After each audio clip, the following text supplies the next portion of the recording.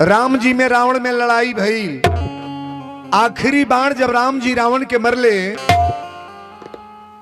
आ रावण जब पृथ्वी पर गिरल बा तो रावण भगवान से प्रश्न कैले कि हे दीनानाथ परमात्मा, अब तो हमारा प्राण इस लंका से जा रहा है, लेकिन एक निवेदन आपसे हमारा है। भगवान पूछनी कि रावण का पूछल चाहता रह। रावण कहले रउरा कृपा निधान हई, दया के खजाना हई। हमार बेटा मर गई, भाई मर गई, पूरा खानदान सब मर गई। आखिरी बाण हमके मार के रउरा जाता नहीं, अब तो हम मर जाता नहीं। लेकिन एक बात बताई, पूरी रामायण में जो रउरा चाहले बानी ऊ काम भइल बा कि हमार चाहल। राम जी कहले तो बड़ा वजन के बात बा। रावण पूछल है कि जो रउरा चाहले बानी ऊ भइल बा कि हमार चाहल। राम जी कहले रावण हमार चाहल भइल बा। रावण कहले कैसे बताई? तो राम जी कहले तोहरा बेटा के मरवा देहली, भाई के मरवा देहली, लंका फुकवा देहली, अब तोहू के मार देहली। अब मार के सीता के लेकर अयोध्या जाता नहीं, सेवा समाप्त। रावण कहले सरकार इतने बात नहीं बा, ध्यान से सुनिएगा। रावण कहले रउरा आखिरी बाण के करी कहला पर मरले बानी? कहले विभीषण के। कहले विभीषण के भेजे वाला के हो? बिना रावण के चाहले कोई काम हुआ नहीं है। मानस का सूत्र मैं बोल रहा हूं, और जितनी कथाएं आज तक आप सुने हैं ये कथा अलग है जो मैं प्रवचन करने जा रहा हूं। रावण कहले पहले एक बात बताई, रउरा अयोध्या में कौना चीज के मकान बा? राम जी कहले ईटा पत्थर के मकान बा। रावण कहले हमार लंका सोने के। रावण कहले रउरा अयोध्या में कोगो दरिया बहल बा? राम जी कहले पश्चिम से पूर्व पड़े सरजू मैया एगो बहल बड़ी। रावण कहले हमारा लंका के चारों ओर दरियावे दरियाव। रावण कहले रउरा कौना बिरादर के यहाँ पैदा भइल बानी? राम जी कहली कि छत्री के यहाँ हम अवतार ले बानी। रावण कहले हमार खानदान भी ऊंचा बा, ब्रह्मा के पुत्र पुलस्त मुनि, पुलस्त मुनि के पुत्र विशेषरवा, आ विशेषरवा के पुत्र कुंभकर्ण विभीषण रावण। रावण कहले एक बात और ही बताई, रउरा के करी कहला पर बाण मरले बनी? राम जी कहले तोहार भाई बतौले हो। कितने बाण मार भइल राम जी, रावण गिरत ना रहे। रावण जानत रहे जबले विभीषण के लात मार के हटाई ना तबले राम जी के लग जाई ना, आ जाई ना जबले भेद ना दी तबले राम जी के मारे के क्षमता ना बा। आखिरी बाण राम जी के करी कहले पर मरले? तन बोला ना केहू जनता नहीं है। रावण के भाई विभीषण है। विभीषण कलश की अखंड नायक परमात्मा राम से कलश की सरकार हमारा भाई के नाभि में अमृत बा, ए पर बाण मारी। आज अभी बाण लागल बा त रावण गिरल बा। रावण गिरल बा। रावण कहले अच्छा बताई जितना बात बतियोलियों में हमार स्थान बा कि ना? राम जी कहले बा। रावण कहले एगो प्रश्न औरी बता दी, रौरो बाप मरल बने हमहू मरतनी, अपना पिता के कौन जगह देले बानी? राम जी कहले ई काहे के पूछत रह? रावण कहले अपना पिता के कौन जगह देले बानी? राम जी कहले कि सूरधाम भेजले बानी। जटायु जब मरा है तो भी सूरधाम में गया है। जटायु के गोद में लेके जब भगवान रोवे लगले, जटायु भगवान से कहले कि भगवान हम जाता नहीं रउरा पिताजी से बता देव कि सीता के रावण लेके चल गल बा। राम जी रोवत रहे हो। राम जी कहले रावण जटायु तू ना बताई हो, अगर ये अखंड नायक परमात्मा हई तो रावण जाके हमारी बाप से बताई कि तोहार बेटा आज हमके मार देले। रावण कहले हमके कौन जगह देले बानी? राम जी कहले तो के डायरेक्ट बैकुंठ भेजा तानी। पढ़े लिखे लोग पंडाल में बैठे हैं, समझने का प्रयास करना। 1 घंटा में आपको मन मना देंगे कि वीरेंद्र बाबा कुछ बोल के गए। रावण जब मर के गइल बा तो रहिया में दशरथ जी मिलने।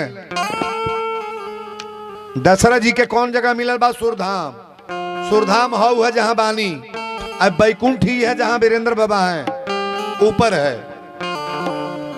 राम राम कही आ राम राम कही राम, आ तन पर हरि रघुबीर बीरह राव गए सुर। दशरथ जी मरल बने तो सुरधाम भइल बा, और रावण बैकुंठ को जा रहा है। बड़ी बारीकी से कथा सुनना। रावण के देख के दशरथ जी प्रणाम कैले, कहले हे ब्राह्मण देवता प्रणाम। रावण से पूछले तू कहा? रावण कहले हम मार दिहल गई। दशरथ जी कहले रौरा के मारल ह? कहले राउर बेटा राम मरले हम। तो दशरथ जी कहले कि जहां लिखल बा कि विप्रधेनु सुरसंत हित लीन मनुज अवतार, साधु के ब्राह्मण के गौ के सेवा करे खातिर भगवान के अवतार भइल बा, आई छत्री होके बाण कैसे चला दिहले? रावण कहले सरकार चोरे के जात इनाई पूछल जाला। एक कथा में जे आइल बा, पंडित जी का लड़का होके के उनके साइकिल लेके भागे तो उनके जाति पूछल जाए कि पहले लाते मुका कचरल जाए। बोलो चोरे की जात पूछाला? चोर की जात नहीं पूछी जाती है, पहले पिटाई होता है। रावण कहले सरकार हम चोरी कैले रही है। दशरथ जी कहले कहाँ चोरौले रह? आ तो सीता मैया के चोरा के लंका में ले आई लली, यही कारण राउर बेटा मरले हम। दशरथ जी पूछले कि तक कहाँ जाता रह? रावण कहले सरकार हमार तो बैकुंठ भइल बा, हम बैकुंठ जाता नहीं। दशरथ जी के अब चिंता हो गई, कहले बाप रे बाप, जहां लिखल बा कि जा सुनाम सुमिरत एक बारा, उतर हिनर भव सिंधु अपारा। परमात्मा का नाम जो एक बेर लेता है उसका बैकुंठ होता है। हम एक बेर 6 बेर राम राम कहले बनी। दशरथ जी को बेर राम राम कहले 6 बार। गनिएगा, राम राम कही आ राम राम कही राम, आ तन पर हरि रघुबीर बिरह राव गए सुर। 6 बेर राम राम। रावण कहले 6 बेर राम राम कहली तो राम के का मनली? दशरथ जी कहले राम के बेटा मान के राम राम कहली। रावण कहले सेवा समाप्त। पुत्र के वियोग में मरने वाले व्यक्ति का कभी बैकुंठ नहीं होता है, धन के वियोग में मरने वाले व्यक्ति का बैकुंठ नहीं होता है, सोना चांदी खजाना के वियोग में मरने वाले व्यक्ति का बैकुंठ नहीं होता है। बैकुंठ तो उसको होता है महाराज जो भगवान के वियोग में मर जाए। रावण के करे वियोग में मरल बा? नहीं बोलो। रावण परमात्मा के वियोग में मरा है। अच्छा, रावण के जानकारी ना रहे कि भगवान हम खर दूसर के जहिया बद भइल तहिया रावण अपनी मुंह से कहले बा, खर दूषण मोशन बलवंता, आ तिनका ही मारे ही बीनु भग। बिना परमात्मा को मेरे भाई को कोई मारने वाला है नहीं। बोलो सच्चे दरबार की जय। जब रावण बतौले बा तो दशरथ जी राम की लग गई बना लंका में। यहां जितने लोग बैठे हैं गौर करिएगा, मैं चौपाई बोलने जा रहा हूं। मर गईला के बाद जब रावण बता देले बा तो दशरथ जी लंका में गए हैं किसके पास? राम जी के पास। राम जी के लग गईले तो दशरथ जी रोवते गईल बड़े। तुलसी बाबा लिखली कि तेही अवसर दशरथ तहयाए, तेही अवसर दशरथ तहयाए, तेही अवसर दशरथ तहयाए, तेही अवसर दशरथ तहयाए, तेही अवसर दशरथ तहयाए, तनय बिलो की नयन जल छाए, तनय बिलो की नयन जल छाए, तनय बिलो की नयन जल छाए, तनय बिलो की। तेही अवसर दशरथ तहयाए, तनय बिलो की नयन जल आए। दशरथ जी पहुंचल बानी तन ताकब हमरा अनुज सहित प्रभु कीन्ह प्रणामा। लक्ष्मण के साथ लेके राम जी प्रणाम कैले। अब प्रणाम कैला के बाद तनी हमरा और ध्यान दे। दशरथ जी कहले कि आज तोहरी लगाइल बनी है एगो प्रश्न लेके। रावण ऐसा पापाचारी के बैकुंठ हो गई, हम तोहार पिता बन के अली, हमार पुत्र बन के अला तो सुरधाम भइल। राम जी कहले पिताजी मरे के बेर रौरा के करीब वियोग में मरल बानी। कहले राम तोहरी वियोग में। राम जी कहले हमके का मनली? कहले बेटा मान के रोवल बानी। राम जी कहले सेवा समाप्त। जैया हमार जन्म भल तैया का कहली? जन्म भल तैया बेटा कहले जाकर नाम सुनत शुभ होई, मोरे गृह आवा प्रभु सोई। जैया जन्म भल तैया परमात्मा मन ली, अब माया घेर लल तो हमरा और बेटा हो गई नी। हमनी के वही माया में मरल जाता। सारा स्टोरी जब राम जी दशरथ जी से बतवले, आधा घंटा जब वो जू प्रवचन कैले तो दशरथ जी अले तो राम जी लक्ष्मण जी प्रणाम कैलो, लेकिन जाए एक बेर दशरथ जी राम के ब्रह्म मान के प्रणाम कैले। कहले भगवान अब प्रणाम करके हम चलतनी। दशरथ जी चल गईले, लेकिन मेन कथा रुआ समझ ली सीता वनवास के कारण। रामचरितमानस में दूगो वाटिका बा, एगो अशोक वाटिका एगो पुष्प वाटिका। तो अशोक वाटिका कहाँ है? लंका में। अब पुष्प वाटिका कहाँ बा? पुष्प वाटिका कहाँ बा? मिथिला में, जनकपुर में। ध्यान दे, राजा जनक के बगीचा वही में एगो सुगा एगो सुगुनी रहले। आनंद रामायण की कथा हर बीच में ध्यान दे बाप। एगो सुगा एगो सुगुनी रहले। सीता अपने सखी लोग के साथ गावत जाता रही। सुगवा कलश सुगिया चिन्ह तड़े के ह? सुगिया कलश हमरा तो मालूम नहीं बा। सुगवा कलश की यह राजा जनक के बेटी सीता है। राजा जनक हर चलौले तो सीता के जन्म भइल। फूल तुरे अवतरी पूजा करे खातिर। सुगिया कलश तनी गोड़ पर गिर जाए। सुगवा बार बार मना कैलस की पैर पर मत गिरिए। केतनो मना कैलस सुगिया मनलस ना। जेव सीता गईली टप दे गोड़ पर गिरल सुगिया और टप दे सीता पकड़ लेली। सुगिया छपटियाए लागल। सुगवा वही जंगल में रह गल। सीता सुगिया के पकड़ के लेके गईली। राजा जनक जी कहले बेटी सीता, ई हमारी बगीचा के धरोहर हमें कुल सुगवा सुगनिया छोड़ दो। सीता कहली नहीं पिताजी के पिंजरा में बंद करी। पिंजरा में बंद कैली। 15 दिन बीत गई, न सुगिया रोटी खातिया, न दूध, न पानी, कुछ पियती ना बा। 15वां दिन सुगिया बोलल बा, गौर से सुनिएगा। सीता! सीता दौड़ल बड़ी, कहली कहाँ हो गई? सुगिया कहल सीता अब हम मरे जाता नहीं, लेकिन एक बात जान ला, हमारी पेट में अंडा बा जौने से बच्चा होला। हमरा पति के छोड़ा के तू बगीचा में आइल बड़ू, ले आके पिंजरा में बन के मुआओ तड़ू। मरे जाता नहीं, हमारी पेट में बच्चा बा, तड़प तड़प के मरता नहीं, तो के श्राप देता नहीं सीता। एक दिन तोहरी पेट में बच्चा रही तो के जंगल में हम छोड़वाए। तोहरी पेट में बच्चा रही तो के जंगल में हम छोड़वाए।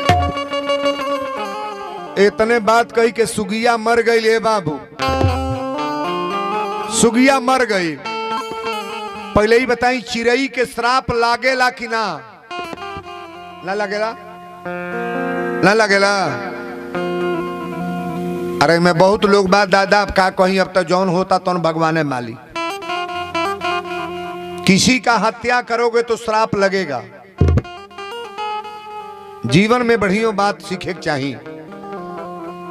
सुगिया श्राप दे के मर गई है। सुगिया मरल बा तो धोबिनिया बनल बा। अयोध्या में जौन कथा आवेला, आई है सुगवा आनंद रामायण में देले बड़े। आई है सुगवा मरल बा तो धोबी बनल बा। कथा पर तन विचार करब। भगवान के बियाह भइल, बियाह के बाद वनवास। अब वनवास के बाद जब राम जी लौट के अले तक के कई सीता के बुला के कली सीता लंका में गई ललू। आनंद रामायण से हम बोल रहे हैं। लंका में गए ललुआ रावण के देखले बाड़ू कि ना? पहले रौराई बताई, सीता मैया लंका में गइल बानी का हो? सीता लंका में गइल बड़ी, हिला द मुड़ी हेता रे, गइल बड़ी। अरे कौन कथा जो भइल बा, कौन प्रवचनवा सुनले बड़ा जाई दादा। सीता जगत जननी को कोई ले जा सकता है, लंका में रावण ले जा पाई है? अरण्य कांड की कथा में आइल बा, जब खरदूषण के बध हो गल तो राम जी सीता से कहले, सुनहु प्रिया बर तुरचुर सुशीला, मैं कछु करब ललित नर लीला, तुम पावक मह करऊ निवासा, अजय लगी करऊ निशाचर नासा। असली सीता के अग्नि में प्रवेश करा देले, सीता के छाया गइल बा ना। के कई कली लंका गइल ललू, सीता कली हाँ माता जी लंका तक गइल बानी। अत रावण के देखले बाड़ू, कली की रावण के देखले ना बानी। पहले ही बताई, रावण सीता मैया को देखा है? अगर देखले रही, रावण विद्वान है, ज्ञानी है, गौर से सुनना, रावण अगर देखले रहते तो रामायण में ही चौपाई ना लिखल जाई कि तबे अनुचरी करऊ पनमोरा, एक बार बिलो कुमम होरा। रावण कहले कि एक बेर हमरे और ताक दो। चंचल कथा सुनते आज के तोर जीवन का नया कथा बाकी पुरान हो, सुतम मत तंता का हमरी हो, एक ध्यान से सुनिए। अब सजी कथवे नए चढ़ावे के बा, अब हम पुरान हो गई, कथो पुरान हो गल, नया नया चौड़ हो। इस प्रवचन को पूरा बेहतरीन बना करके डालना। अभी इसमें डाल रहे हैं भजन वजन सब हम। बोलो सच्चे दरबार की के कई कली रावण के का देखले बड़ू, सीता मैया कली पैर के फोटो बना सकीले, अपनी हाथ से फोटो बनौली। के कई रावण के पूरा फोटो दीवार पर बनौली। राम जी के बुला के कली पुत्र कमरा में चला। और जब राम जी कमरा में गईले, रावण के फोटो देखले तो कहले, माता श्री हमारी घर में रावण कहां से आ गई?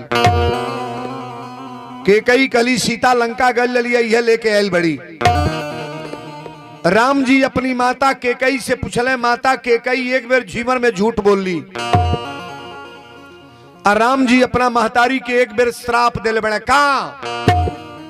जब रावण के फोटो देखले तो केकई से कहले कि देखा महतारी होके झूठ बोलताड़ू ताके श्राप देता नहीं कि एक दिन तोहरी पेट से पैदा होकर तो के माई ना कहो, तारी छाती के दूध ना पियब, तोरे कोरा में खेलब ना, दूधारे मुहे चुम्मा ना लेबू, हमार महतारी दूसर का है या बाप दूसर।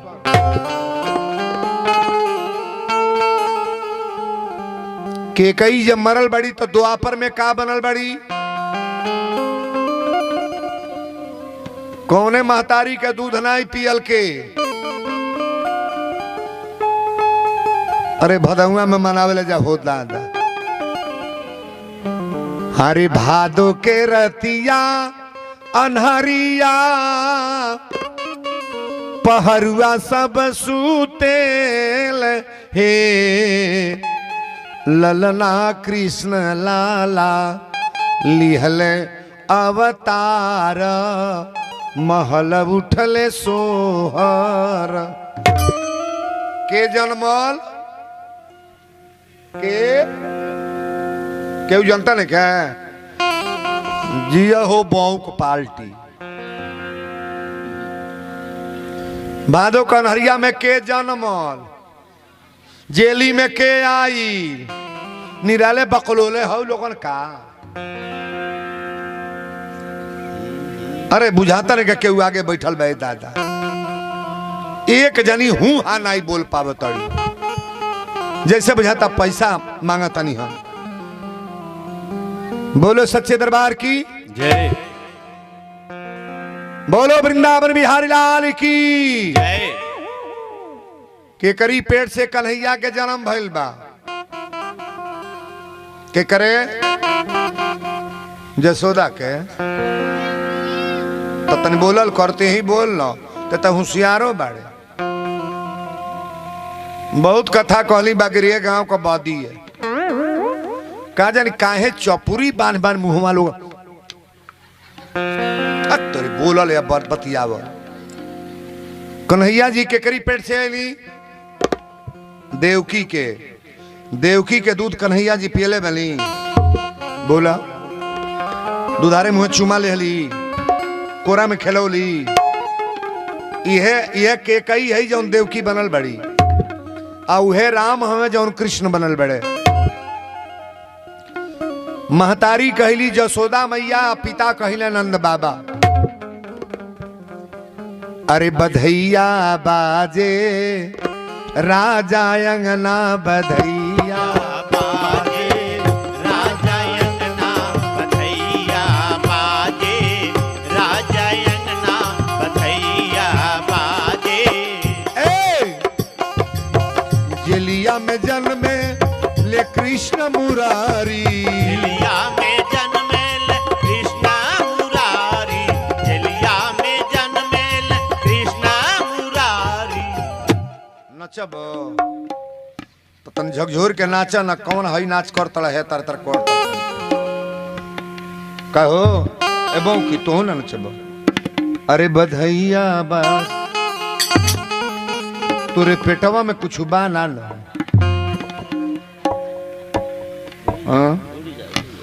बिना मन के जब नहीं नाचे कहल जाए तो कूदे लागी वही में। अरे बधैया बाजे राजा अंगना, बधैया बाजे राजा अंगना, बधैया बाजे राजा अंगना, बधैया बाजे। कान्हा जी देखा वासुदेव जी उठवले, कान्हा के देखा वासुदेव जी उठवले, कान्हा के देखा वासुदेव जी उठवले। मथुरा से देखा गोकुल गईले, मथुरा से देखा गोकुल गईले, मथुरा से देखा गोकुल गईले। बधैया बाजे राजा अंगना, बधैया बाजे राजा अंगना, बधैया बाजे राजा अंगना, बधैया बाजे। बधैया बाजे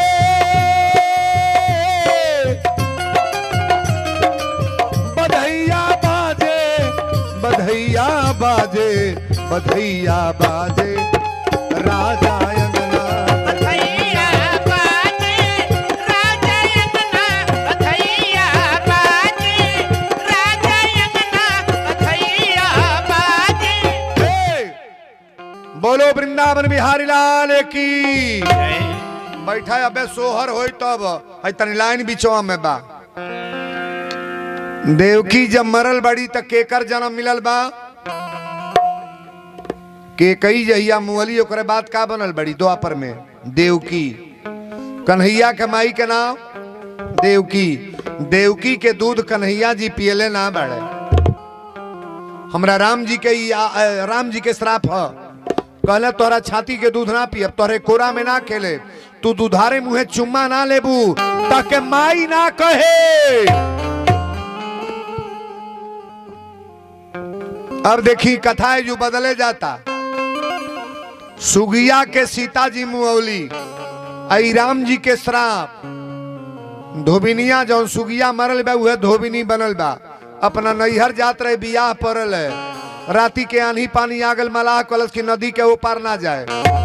रात भर मलाहे के झोपड़ी में रहल।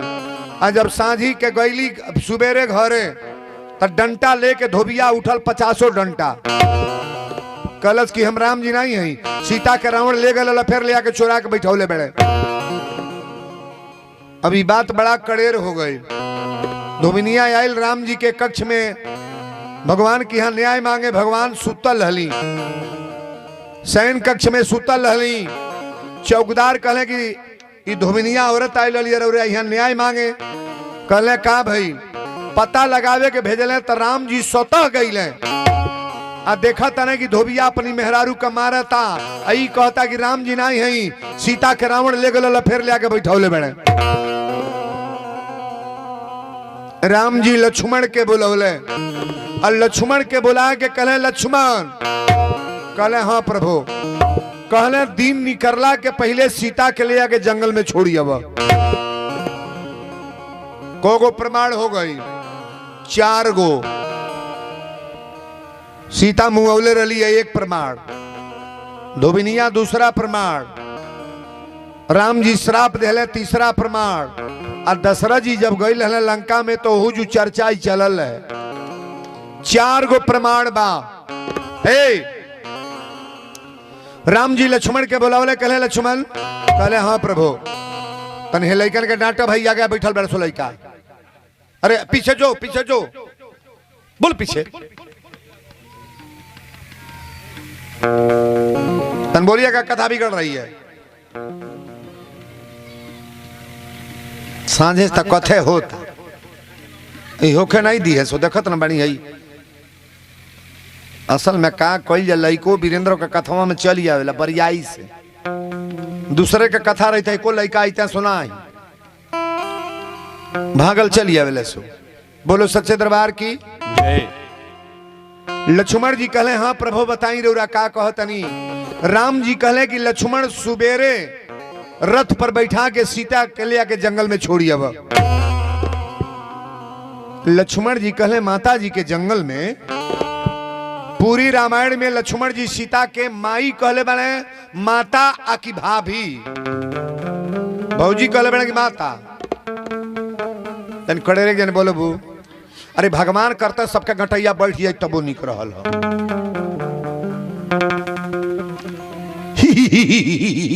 कहले बाड़ू लोग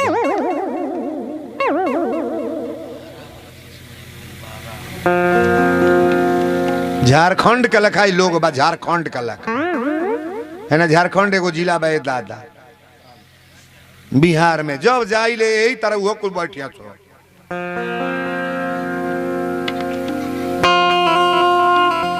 न मुहे पर हंसी आई, न मजाक आई, न कुछ बुझिया कुल ए तो टुकुर टुकुर ताके कौन मुँह बौले रही तेरे बकलोलन के।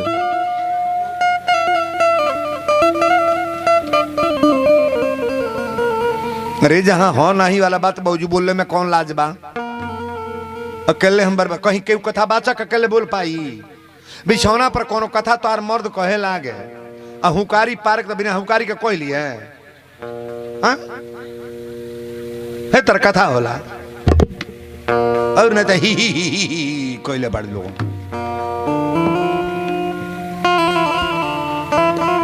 चुप रहो। अच्छा रथ के कथा में के आयल है? तन हाथ उठाइए तो दोनों हाथ उठाओ बरिया रे। हे शंकर भगवान तू देखिए के नहीं क्या उठा उठाओ हाथ बरिया रे, ताली बिजा बरिया रे। आज सुबेरे अपने मर्दे के गोड़ लागल हो, उठा बरिया रे हाथ। क्रिया धारा दे उठा, जल्दी जल्दी उठा लो। आधा लोग उठौले बा और लोग का कहल है लूटी से दागल हो।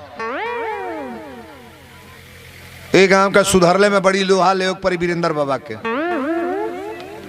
कई बरे से आए तब लोहा बा मान का लोहा ना बा हो दादा।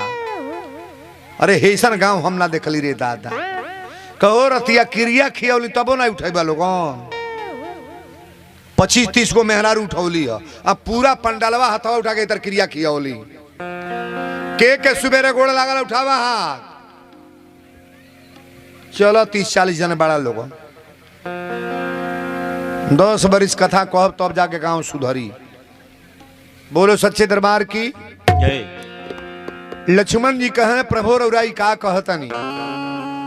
माता सीता के जंगल में छोड़े के कहतनी जेकरा खातिर इतना लड़ाई भई। राम जी कहले जइबा कि ना?